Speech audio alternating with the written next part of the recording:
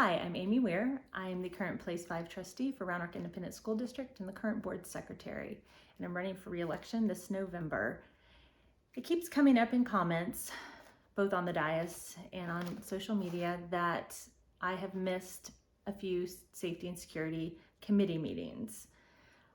I want to go back a little bit and give everyone a little bit of history so that I can address some of those concerns.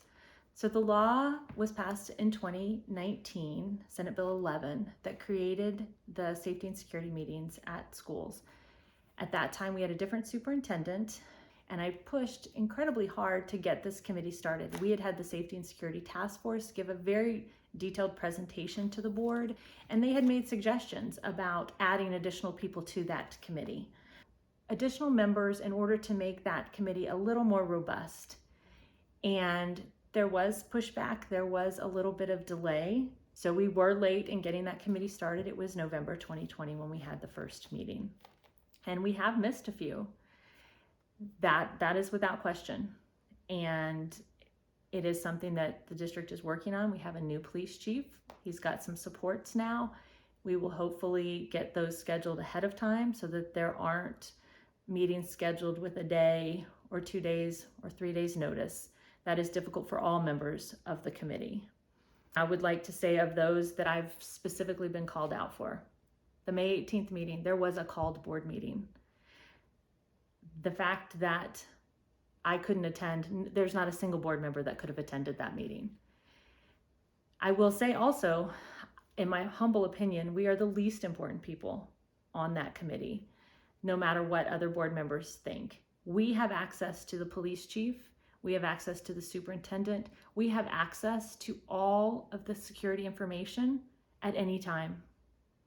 What's important at those meetings is that the police chief meet with emergency management from Williamson County, from Travis County, his law enforcement partners from Williamson, Travis, Round Rock, City of Austin, that we allow the parents who normally wouldn't have access to that information an opportunity to speak and have their voices heard.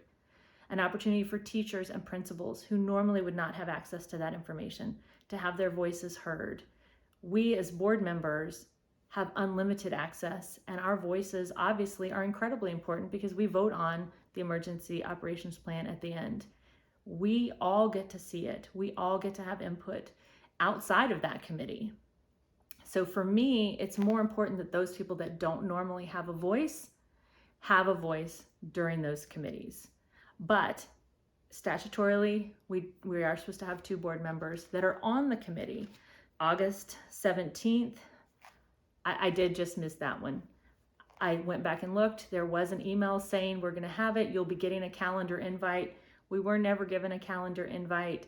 I did not write it on my paper calendar at home, so I missed that meeting. I will own that. That is my fault. I missed that one meeting. The November 9th meeting that, I was called out for missing. I will say that I was serving as a representative for the district, as was Trustee Feller, in a personnel mediation. We were asked to do a mediation on behalf of the district as board officers. The mediation was scheduled from 1 to 6. I had RSVP'd yes for that meeting. That mediation went, instead of ending at 6 as it was supposed to, we ended at 11:30 p.m.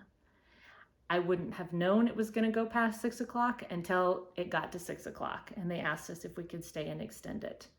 So I was doing the business of the district. Again, much more important that if that meeting was scheduled for the 9th, and that's when all the law enforcement partners could be there, if that's when all the parents could be there, that's when all the principals and teachers the principal and teacher representative could be there. That meeting needed to go on without us as board members so that those people had their say. And then lastly, the July 20th meeting that just happened this summer, I had a memorial scheduled out of state for my husband's uncle. We already had plane tickets. We had less than a week's notice of that meeting. Anything else, I would have rescheduled and been there. There was absolutely no way for me to reschedule and be there. They do not allow virtual attendance. I did inquire about that. Again, I have access though to go in and speak with the chief, to speak with the superintendent, What did I miss? Do you need my input? Is there anything that I need to do? That has always been an option. Particularly when I was board president, the superintendent and the board president meet once a week. We could always, and often did, call in the police chief to go over safety and security concerns. Do we need to put this on agenda? Do we need to bring it to the full board? Always, safety and security of our students has been at the forefront of my mind. It's been part of what I advocated for on all 3 bond committees that I served on, and it is what I've advocated for constantly on this board.